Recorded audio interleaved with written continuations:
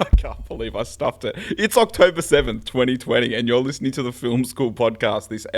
Today is episode 13. I'm sorry, I'm starting again.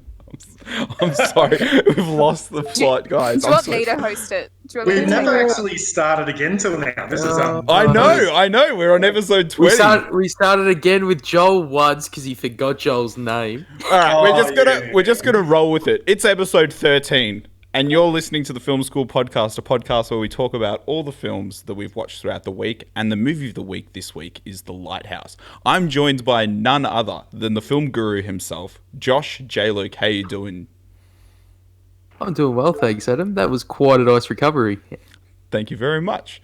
We also have the final girl and the scary movie maiden, Emily Pratt. How you doing, Emily? I'm quite well, thank you. That's great. And last but not least, the man who does not like being called the rom-com expert, but he is one, Kris Birchie. How you doing, Kris? I'm good. Other than Love Actually, I'm good. Oh, don't forget like those ones with Hugh Grant. Not in Hell as well, yes. Did we all watch the movie with Hugh Grant this week? We did watch a movie with Hugh Grant this week. Okay, maybe that's a little special that isn't advertised anywhere that we'll talk about. So yeah, as I mentioned, Film School Podcast is a podcast where we talk about all the films that we've watched throughout the week. You can follow us on Letterboxd. We have J. Luke for Josh, Emily Pratt for Emily, Kris Birchie for Kris, and King Frogby for myself. We have a YouTube channel. It'd be great if you liked and subscribed it if you enjoy the content.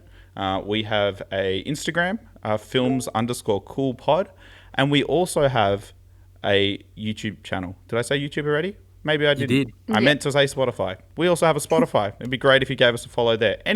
Anywhere, if you're enjoying it, that'd be great. Awesome. So, what did we watch this week, guys? So I'll start with potentially the last horror movie. The last not horror movie I'll talk about for a while. I watched Sexy Beast, which is a 2000 British crime drama directed by Jonathan Glazer. It stars Ray Winstone, Ben Kingsley, and Ian McShane.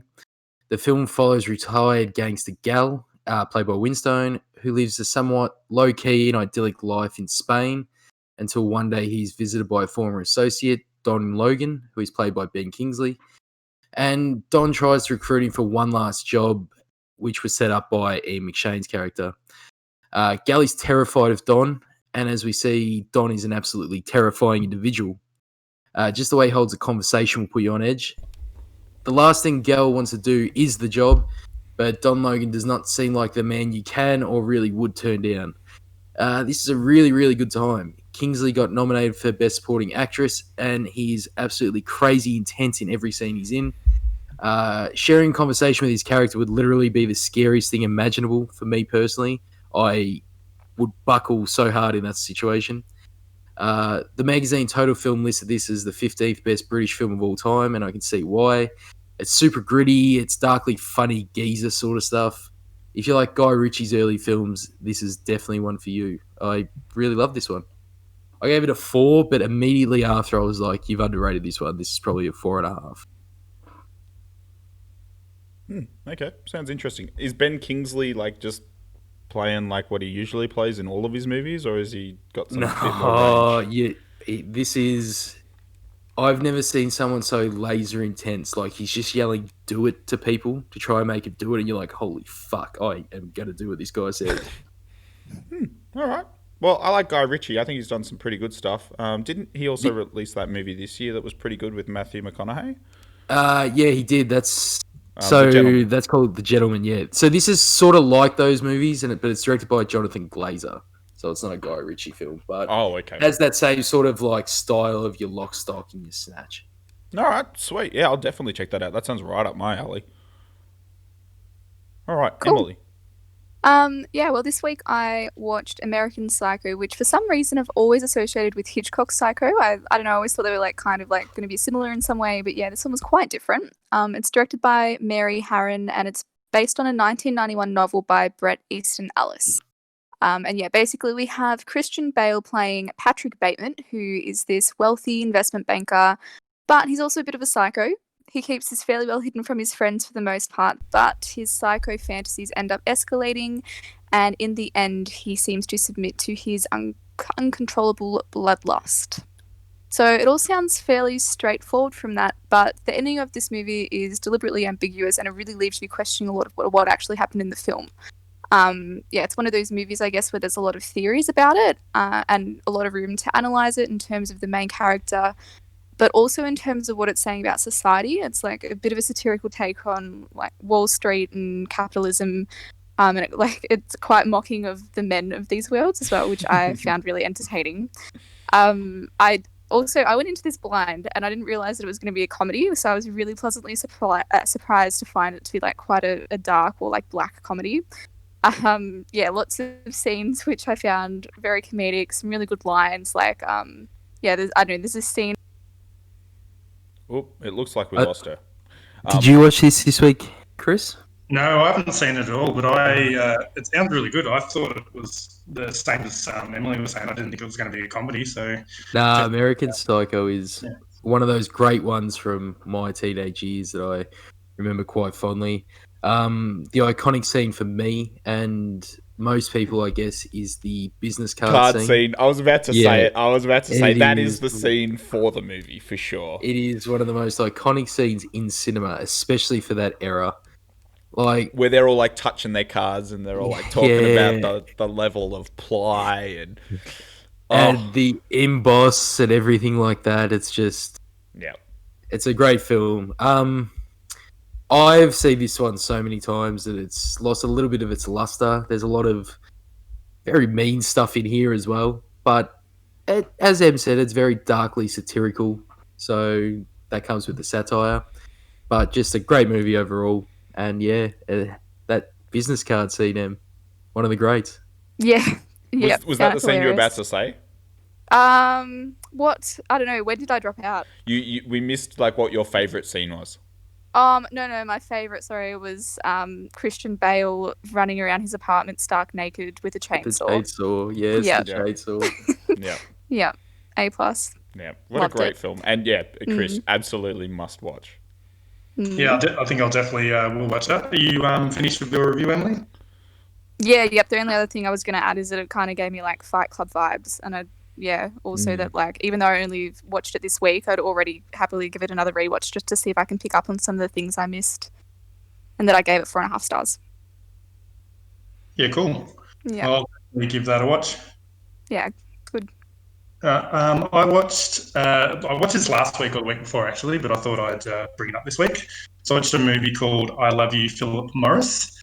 Now, it's not quite a biopic, but it's very close to being factual. A lot of the scenes are factual, and it just seems ridiculous when you watch this movie to think that a lot of the stuff occurring in it actually happened.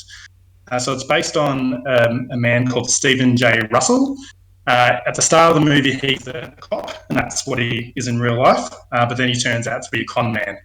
He's currently serving a 144-year sentence in jail. So he's definitely not going to be getting out anytime soon. So it's based on his life, and he, as I said, starts as a cop and turns into a con man, mostly financial fraud, which is what he gets caught for the first time.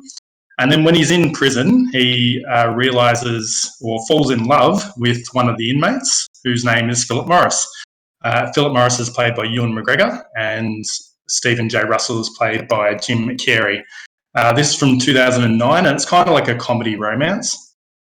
As I said, he just manages to get himself into all these situations which you go, how is he doing this and how the hell is he getting out of these situations? So I won't go into too much detail because I don't want to spoil some of the main sort of shock parts of the movie. But he manages to fake his way into being a lawyer, essentially, to represent people. He manages to get documents forged from when he's in prison, and he literally manages to walk out of prison 4 times. So not escaping, so nothing like a Escape from Alcatraz or a Shawshank Redemption. Literally just walks out the front door. So it says a lot about the Texas, in particular, legal system and law system, I suppose. But so in a whole, it's a really good movie. And even Phillip Morris has watched this movie. So he's the love interest of Stephen J. Russell, and he has actually said that he thinks he's been portrayed really well.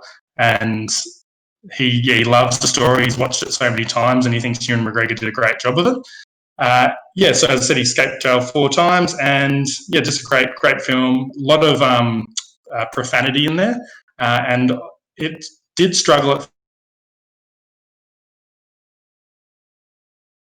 to produce it or to actually film it because of the content, I suppose, which unfortunately, it was 2008, 2009, and still a lot of struggling with sexuality, I suppose, in terms of getting filmmaking done. But it does a really good job. It is quite crude at times. I did decide, I wasn't sure if I was going to run with this, but I thought about the film. I thought, okay, I'll look at different films and I'll do maybe a Sleep With, Marry, Kill. So I'm doing the more PG version. So I had to look at the 3 characters that came up first when I looked at IMDb. So I've only got Jim Carrey, I've only got Ewan McGregor, and I've also got Leslie Mann, though. So she's from 40-Year-Old Virgin, Knocked Up, and those sort of things. So it left me with most likely to marry probably Leslie Mann, and then that leaves me to have to kill either Jim Carrey or Ewan McGregor. So I'd probably go with Jim Carrey to kill potentially, and then the other one can be Ewan McGregor because he plays quite a polite character in this film. So that's what I was going with. Anyway, I gave it a 3, but I reckon it was a 3.5 out of 5. I'd probably go with those same choices there. Same 3, yeah. I wasn't sure whether to have a loveless marriage or to go. Or to have to sleep with Ewan McGregor, so I went with Ewan McGregor on that one. All right, that sounds pretty interesting. It is. It's really good. It's really interesting. It's really bizarre how he gets out of jail so many times too, and just some of the ways he does it. Ridiculous. And the way he earns money and stuff, he does a ridiculous job, and it's mostly true. So I'll definitely check that out. That sounds like a fun time and enjoyable, and probably a 3 stars from me. just based on how you pitched it. Well, there's a 33% chance of it. You're right, Josh. There is.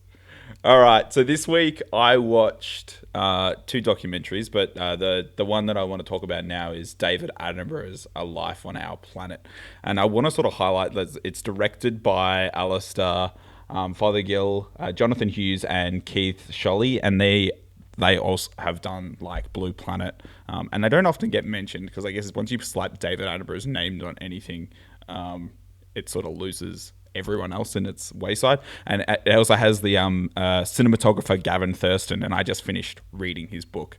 But this is essentially David Attenborough's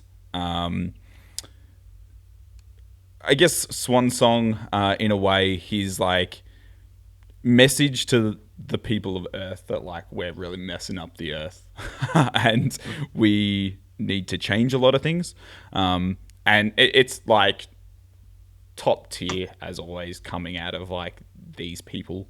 The visuals are phenomenal, like especially the cinematography. I think that like this takes it up like another level, especially the scenes with all the humans in it, like the way that they sort of see how much of an infection we are. I think that it could have potentially, just as a documentary,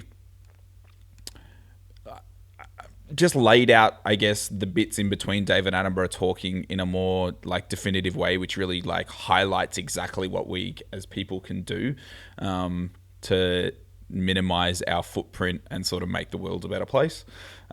This is absolutely a film I recommend every single person on Earth see. Where you can change, like it recommends to like change things such as our diets, just like small little things that we can all do to help and sort of rewild and think more like sustainably.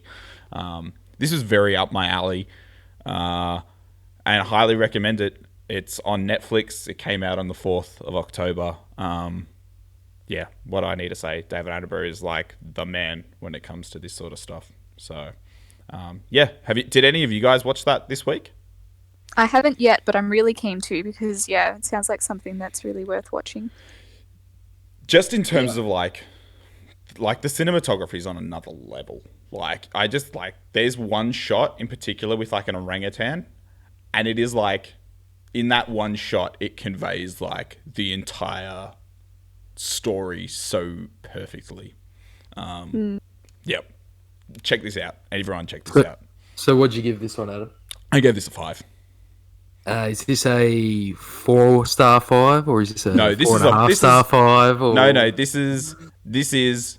Well, 5 is the highest rating I can give it, Josh. There's no in-betweens in my rating system. This is as high as you can possibly get. Cinematography, storytelling, the way in which, like, it just really, like, lays bare exactly what we're doing and what we're doing wrong. And, like, if we don't change what we're doing, the world's going to be screwed up. It's one of those, like, really, like, good movies to give you, like, existential crisis that we're all just destroying everything. Great, exactly just what we I need. I know, but, like, what a perfect year for it to come out, right? All right, Josh, what was the next film you watched? So for October, I've decided to take part in what has come to be a Letterboxd tradition. Now, as most of our listeners will know, horror movies are a favourite of us here at the show. Well, most of us anyway.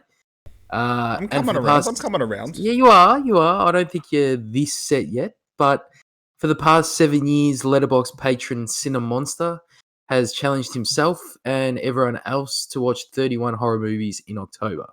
It is called Hooptober because it started as a way for him to watch a bunch of Tobe Hooper movies, who is the legendary director of the Texas Chainsaw Massacre, among others. Anyway, Cinemonster releases a series of criteria each year that you need to meet as part of the challenge. Things include a movie from at least 6 different countries, 4 body horror films, 3 disease-based films, which is perfect for this year, and a handful more. And one of them was an Invisible Person movie. I suppose most people doing this challenge will run out and watch Lee Winnell's version from this year, which I had already watched and I thought was alright, but I had no real desire to rewatch it. So I went for the OG version from 1933. Josh, I watched that film in cinemas with Kris and Emily as well, just so you know.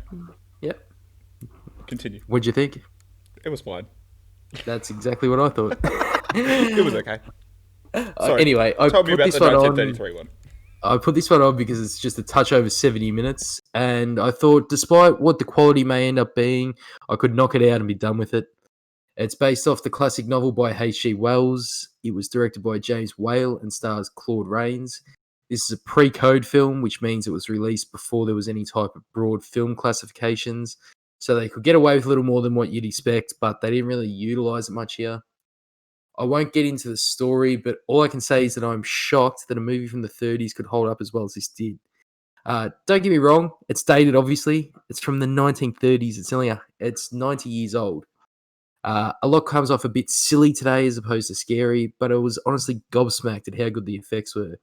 They had suits dancing around constantly. They had a guy eating dinner with no head. If this is viewed in the context of its time, it's a marvel of cinema. But even in 2020, it holds up as an entertaining look at the origins of an iconic movie monster and one of the pioneers of the Universal monster films. I really liked it, and I'm glad that this sort of Hooptober challenge has already opened me up to movies that I definitely would have never seen otherwise, which is what I think the goal of any sort of 30-day challenge or whatever that is, to find something that you would step out of your comfort zone to watch. And while this isn't too far out of my comfort zone, I've watched a lot of old horror. I'm not a fan of the Invisible Man genre generally, but this was the most fun I've ever had with it. Nice. That's big praise. Yeah. Just real fun. I won't check it out, but I appreciate you enjoying it. I'm happy for you, Josh. All right, Emily, what was the next movie you watched? Well, I too watched a horror movie. I don't think you would find this one on any list of horror movies to watch, though, as part of a challenge, unless you wanted to torture yourself, because it was terrible. It is currently on Netflix. It's called The Binding. And it's this Italian horror film about a guy called Francesco, his fiancée Emma, and her daughter Sophia, who I think is like 7 or 8.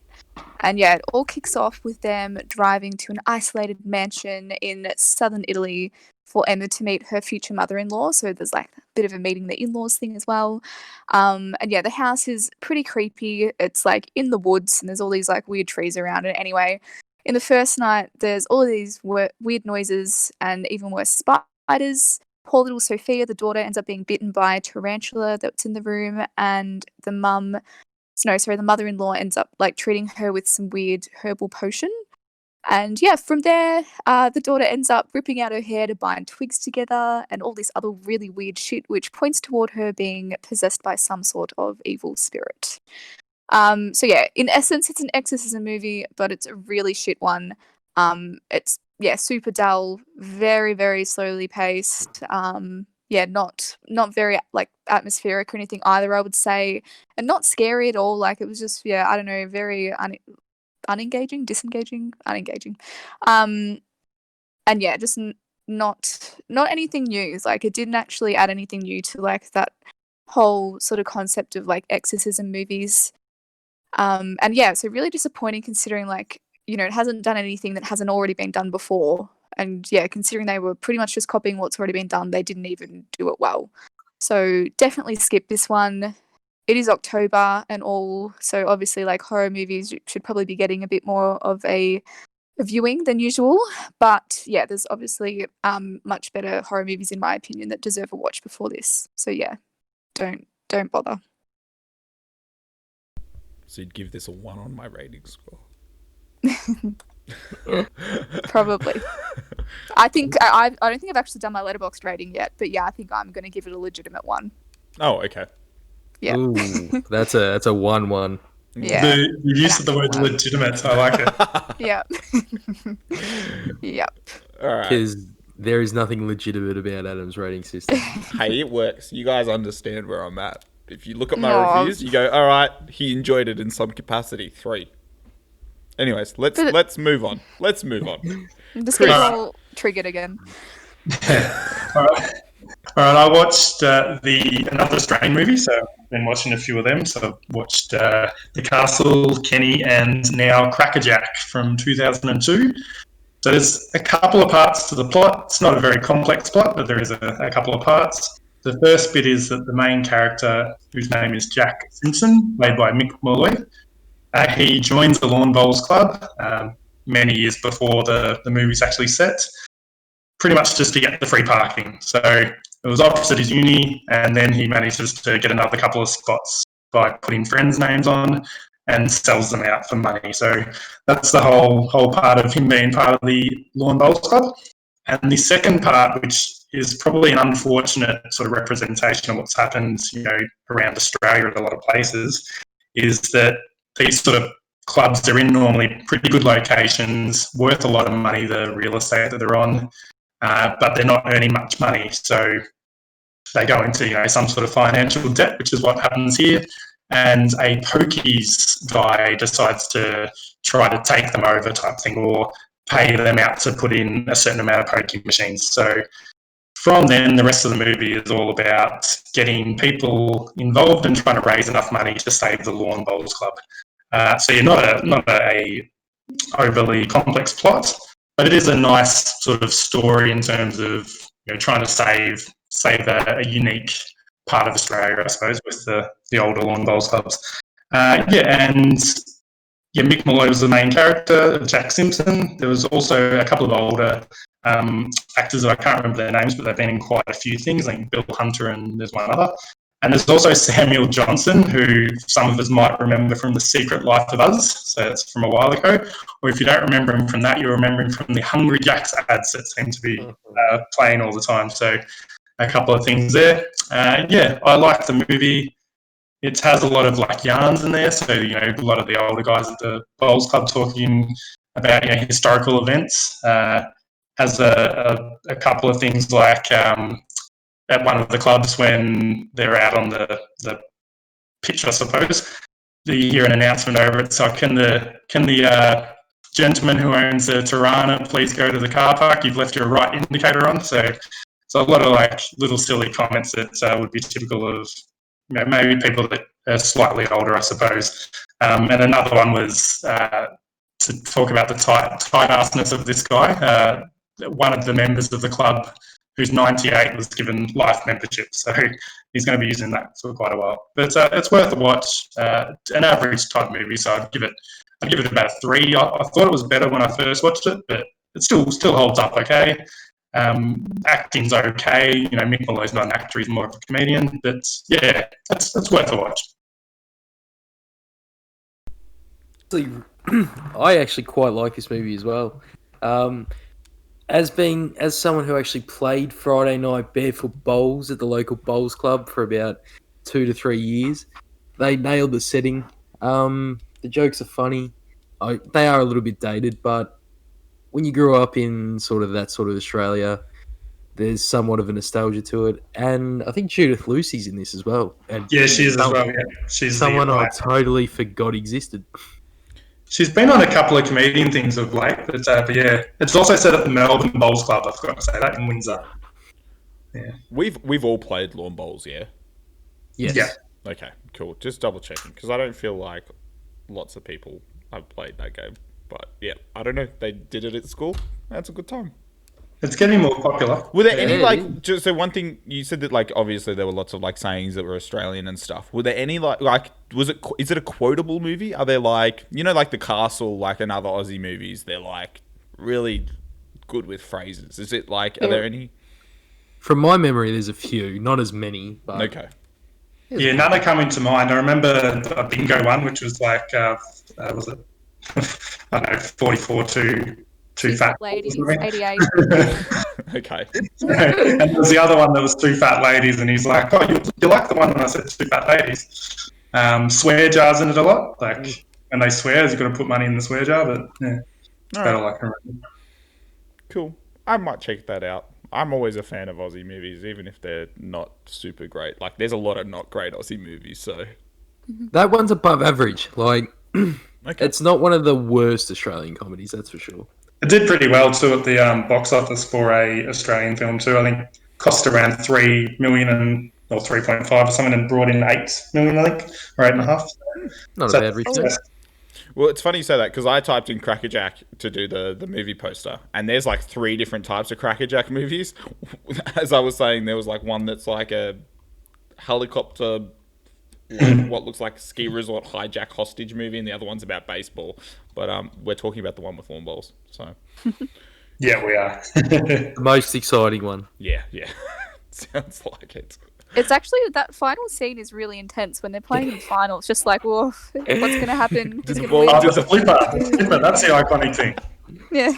And it was funny actually because I watched this last night as well, and my internet was being really slow, so it kept buffering during that scene as well. So the ball was rolling, and then it was buffering for a few seconds, then it would go a few more seconds forward, and then it would happen again. And I was like, oh my gosh, it's adding to the suspense so much.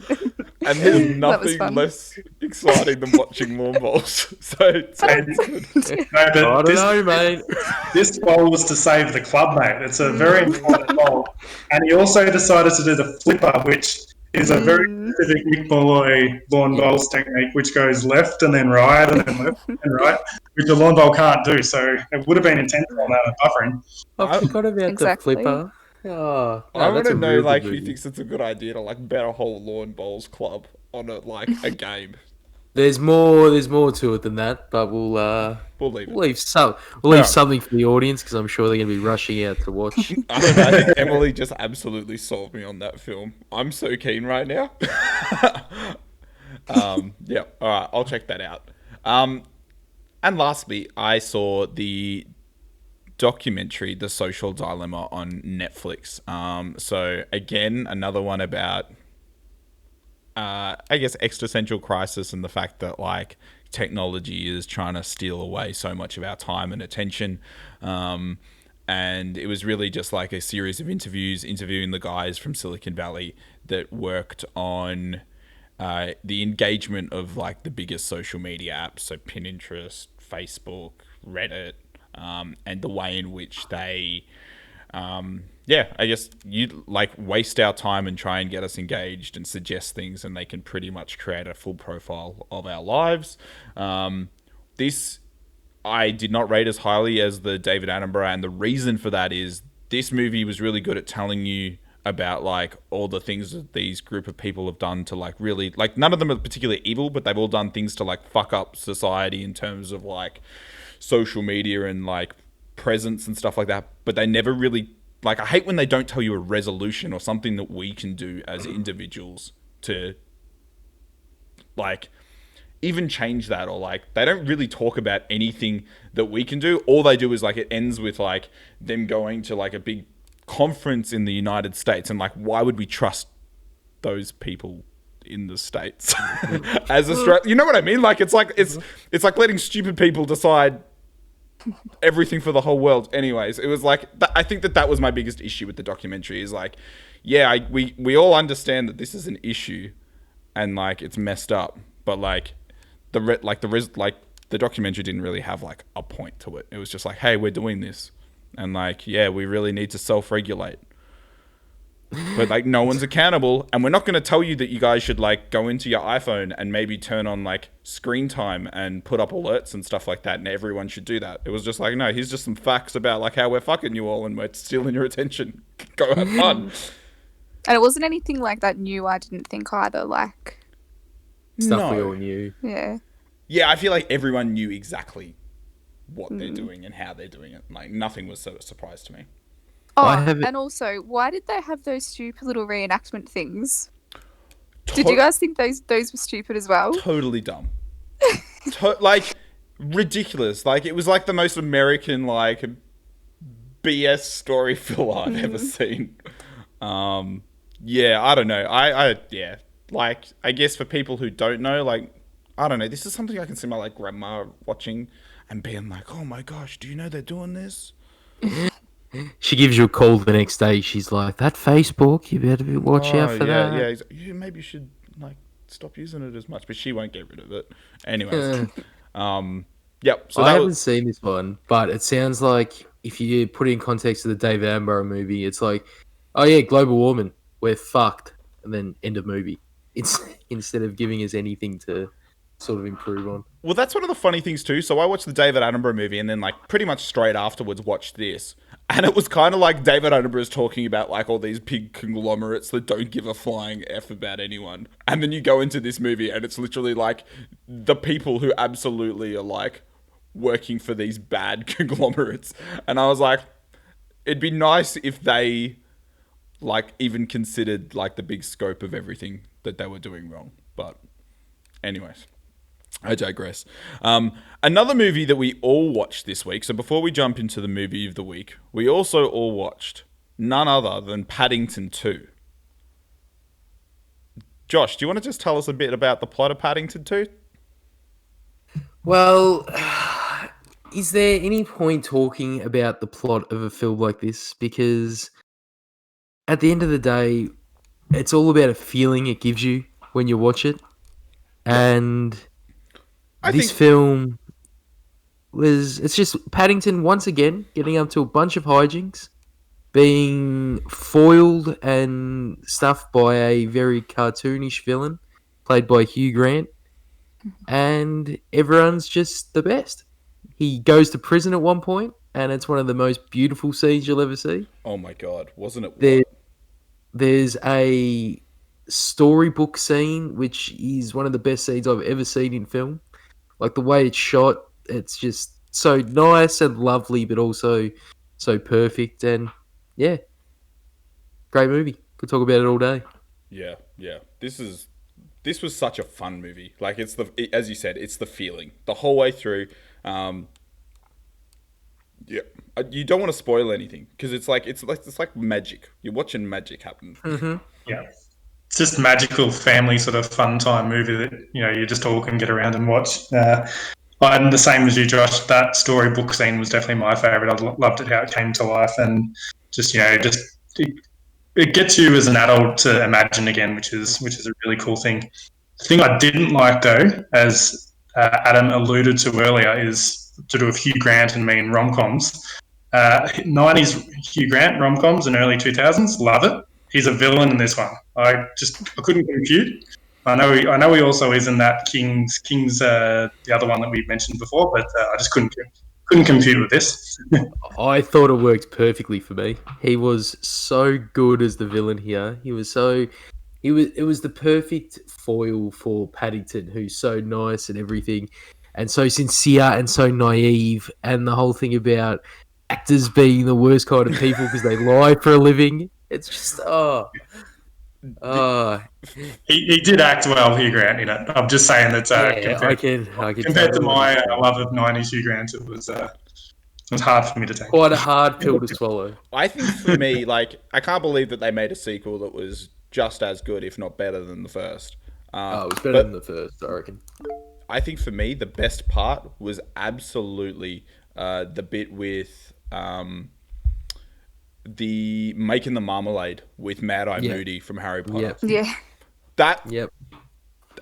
The scene actually prior to that, when he's trying to convince them to help, where he's like, sorry, I'm going to spoil like this one line. He's like, grab a bag. And he's like, maybe don't grab all the bags at once, grab one at a time. And then Paddington grabs a single orange and goes, one. Comedic genius. Just this whole movie is comedic genius because every joke works on every level for every age group. And one of my... it happens a few times, but there is no stronger, more powerful shot in film to create an emotional reaction than Paddington just staring point blank down the camera. If you want to get an emotional reaction from the audience, just give us that. Whether it's either the long, hard stare, or those puppy dog eyes, or the puppy bear eyes, whatever you want to call them. It's just, he's the best. And if anyone's mean to him, I'm going to hunt you down. Yeah. Yep, for sure. Excellent. Well, that was not our movie of the week, but maybe it should have been. Our movie of the week this week was The Lighthouse.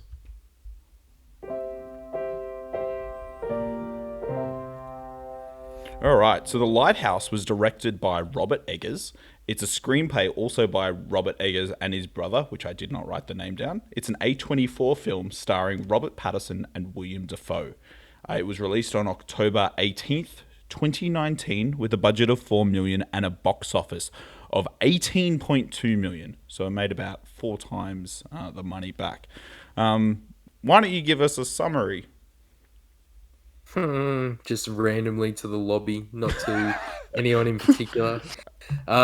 This one follows 2 lighthouse attendants, I guess you call them, during the, what would you say would be 20s, I think? Yeah, the 20s. Maybe even earlier. Yeah, we'll say the 20s. It seemed like the 20s. 1890s. Yep, all right, 1890s. And they're sort of stranded in isolation on an island for what's supposed to be 4 weeks. There's a lot of mystery surrounding both the attendants, and they have a very antagonistic sort of relationship for the most part. And yeah, it just shows the slow descent into madness that's potentially supernatural forces, potentially just the craziness of loneliness and isolation can bring. And yeah, that's pretty much the plot summary, I think. Yeah, so I guess, like, what was everyone's initial thoughts? Like, how did we enjoy this film? So I guess I'll start. I enjoyed the film. It's very much a cinema film. In terms of, like, I don't know, you have to go into it knowing that, like, it's a serious time and it's, like, artistic for a very deliberate purpose. It's shot in not 4:3, but 1.19 by 1, which is the old Panavision. It was filmed on a Panavision camera, and that's why. And it's shot on Eastman Double XX 522 film, which is one of the most expensive black and white films, and it gives you that really good contrast. So it's very much like an artsy film. And it's very deliberate, and I found that, like, they chose that black and white for, like, the grayness of the characters. But I think the issue that I had with it is I wish it was bound in the realm of realism, and I didn't need that exposition of, like, the weird and wacky. What was everyone else's thoughts?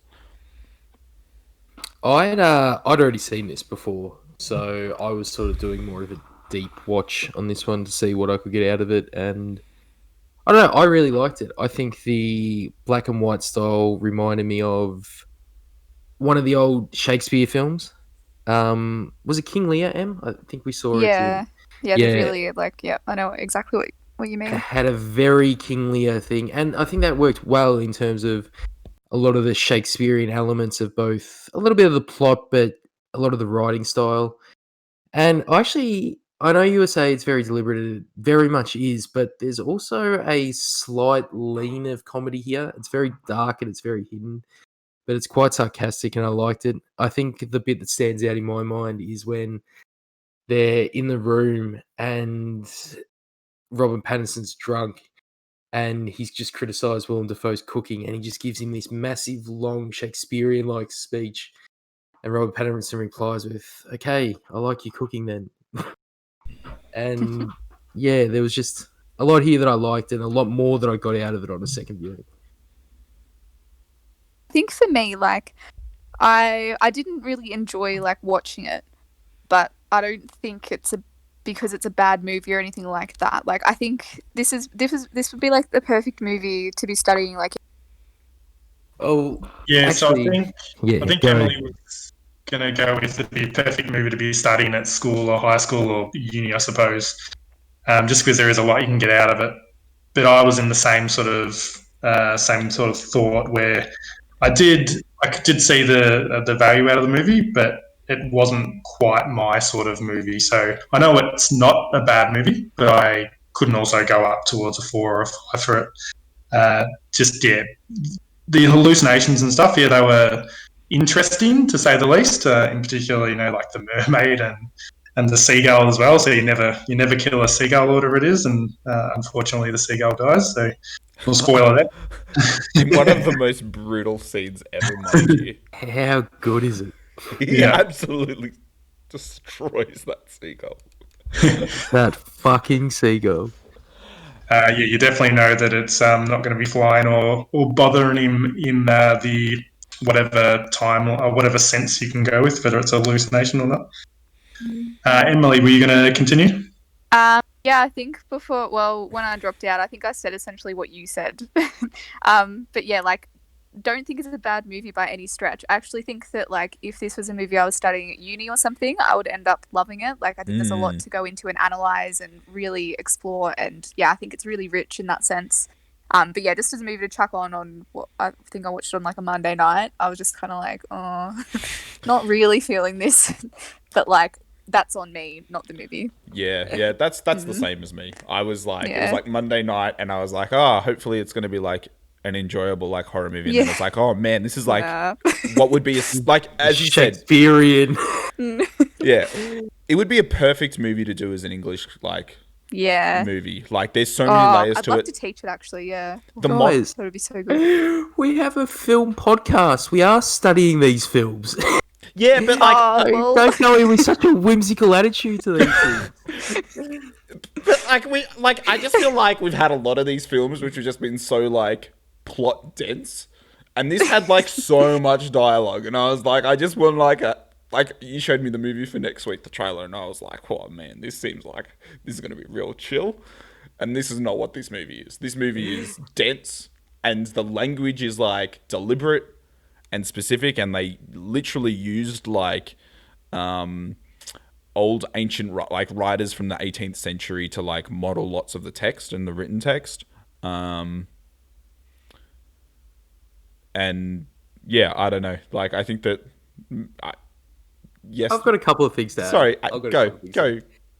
So we're going to bring this back to Adam's review of this movie and just Adam's rating system in general, right? Yep. So Adam explained to us last week that a 3 was a good movie that was a movie that he enjoyed that potentially wasn't a great movie. Yep. And that a 5 was a good movie. That it was a movie that he enjoyed that was a great movie. It's like spectacular on all fronts. Yes, absolutely. And I don't think that this movie is. So how did this not get a 5? No, so I don't think that this is. I feel like this is a better movie than you're giving it credit for, and you just enjoyed it less, which would be perfect for, say, I don't know, a 4. No, so this isn't a perfect movie because I don't think that the plot like stands up like all the way through. Also, the pacing's really weird, and like just in terms of like the ambiguity of like the Lighthouse, it doesn't scale as like a perfect film for me. This is So it's not perfect, but it's like a solid, probably like 4, 3.5, even a no, four it's and a a half for three some. because it's perfectly. It's So you would enjoyable. give this a 3 on a normal scale? On a normal scale, I'd give this a 4. I would just like to point out that this movie has. But from face value, using my rating system, it's a 3 because it's good and I enjoyed it. And you can move on. And like, I don't think that like, but the thing is, I don't think everyone will like this film either. Like, I know that that's a different conversation. But the majority of people who like watch cinema movies, would potentially like this. people who may be listening to a cinema podcast. Yes. Look, like we can. Thing is, this movie has. I didn't give this a 5, but I'm just looking at the Letterboxd majority ratings now. This has 63.7k 5s, and anything the closest thing below a 4 is 28k. Like, this is scales very high on Letterboxd scale. But regardless of that, that wasn't the only thing I wanted to get to. So I discussed your review of this with good friend of the program, Joel Dusha, okay. the other day. Can we just like move on? So just so you No, guys know, this needs to be said, because the funniest part about your review to me is the fact that you said that you didn't love the cinematography. No, I didn't. And Joel messaged me and he said he almost blacked out from anger at that. And when I was watching this again, this is a beautiful movie. Like, the cinematography of this movie is masterful. So, are you willing to admit that that's a taste thing, or are you willing to stand on the fact that you don't think this was a well cinematographied movie? You're right. It's a taste thing. But also I don't. So the like. Oh, it's hard because you're right. Cinematography wise, it is a good film. Okay, you're right. And this is why and the you're reason I specifically called it out. all right, yeah, okay, I agree with that. Look, you're right. Thank you. You're I would welcome, say Joel. as a taste side of things, I think that like I need to think about that because like the reason that I didn't love the cinematography was that everything's so close. I think that like thinking on the movie now, like later and like I understand that like the whole point of it was to be like isolated and like I wrote my review at like 1:00 in the morning or whenever when I finished the film. You're right. Like I can admit that I was wrong in this thing. Also, if I just want to like fuck up all my reviews so that you and Joel have to have a conversation and I piss him off, don't care. I will absolutely sabotage Please all of keep my doing reviews. Hey, any reason to talk to Joel for me is a good thing, so works for me. As some fun facts that I sort of read about this film as well, they actually fully built an entire functioning lighthouse in Nova Scotia for this film because they wanted it to be as close to the shore on this particular bit of islands that the director had chosen. All of the costumes that William Dafoe and Robert Pattinson are wearing are really weird colours. And that's so that you get that really good look when it's developed into film. And of course, like there's lots of inspiration from this film from H.P. Lovecraft and Greek mythological stories such as Prometheus and Proteus. And it was originally supposed to be based off an Edgar Allan Poe short story. But the more they wrote it, the more it sort of stemmed away from that. Also, the lighthouse itself was designed to look like an erect penis. Fun fact. Read that. Yeah, there's a lot of weird stuff in the movie. Yeah, there's a lot of symbolism and themes in there. Don't all lighthouses look like a penis? Like when you really look No, but like the director specifically wanted this one to look like an erect penis. And apparently they originally had a shot of Robert Pattinson's erect penis to juxtapose against it, but the studio was like, nah, none of that. No erect penises in this one. What do you guys think about like the name of the film and the fact that it's called like The Lighthouse? Like what do you think that like when he looked at the light, like what was up with that? Like how did you guys interpret that? Don't you think that's just supposed to be one of those things like in Pulp Fiction when Yeah. you look in the suitcase and It was sort of just a you see plot point. whatever you want it to be. Yeah. Yeah. Okay. Especially that's how old horror was written a lot of the time. Sort of plays off people's own insecurities and own sort of fears. So sorry, just circling back to that cinematography thing because I just want to dig myself a hole. I think that I would have Loved preferred it. for this film and I would have got more out of this film if, like, 100%. I think black and white definitely added a lot, and especially around like the grayness of the characters. But I think that the issue I had with it is I felt like it being 4:3 literally added nothing. I loved it. I absolutely loved it. I felt like I was watching an old school carnival picture show, probably from the decade in which it was made. Okay, all right. Have any other final thoughts on the film? Really, to be honest. All right. Robert Pattinson's just an absolute unit of bloke. Love him. Can't wait to see him more. Everything he's been in recently that I've seen, he's really good in. He does seem to only like things where he's either very pale in them or it's in black and white. I'm just trying to work out a movie. I think I found one that was from a while ago, but I've still got this, Good Times, all the Twilight stuff, Batman. The Devil Inside Me, was that what it was called? Oh, Josh? no, The Devil All the Time. Way. Yeah, no, the Devil All the Way. He's got a bit of a tan, doesn't he? He's got Does like he? a bit of a down south tan, I think. I found one in 2010 called Remember Me, and it looks like there's no, like he's actually outside in it, and it's not black and white, so that could be the one. He shows a lot of range now, which I think is probably good for his character. That's all he has now. All he has now is rage. Awesome. Just like anything you want someone... Generally, though, and I'll say this is one of the one times where it hasn't fully been the case. In some ways it's the case. But he just loves playing characters who love just ruining lives. Just genuinely shit blokes. Yep. But not here. Maybe he's making amends for Twilight, I guess. I like Defoe's beard. Defoe's beard was quite majestic in this one.